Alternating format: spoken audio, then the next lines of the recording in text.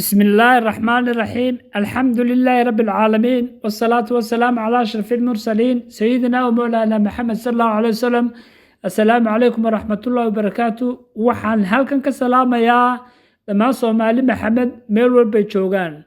waxaan halkan ku duubayaa gabayadii nabi amaanka ahaa ee bisha barakeysan Ramadaan awgeed aan ugu talagalay waa gabaygii saddexaad. waxa gabayga maanta la yiraahdo rasuulkii Allow wuxuuna ku bilaabmayaa insha Allah sidan: rasuulkii aayaadka inoo akhriye ina baray aqoonta allaha uunka abuure ibni aadan ammaanada culusee buuruhuba diideen amiir uga yeelow allow awooddaadu badana.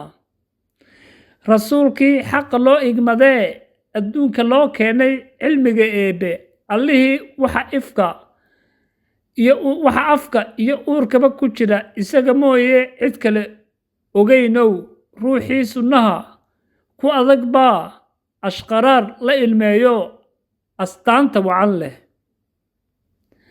allihii arwaaxda oofsanayow waxa adduunka yaalla iyo wixii caqliga ka weyn abuuree isaga keligii amarkooda lahaayow addoommahoo dhammaan ay u ahaayeenow.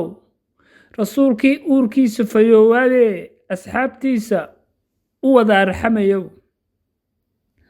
allow kuwii rasuulka axmed aroorta qiyaame u ergeeyee islaamnimada ehel ku ah adaa allow ammaan mutaystee awooddaadu badana.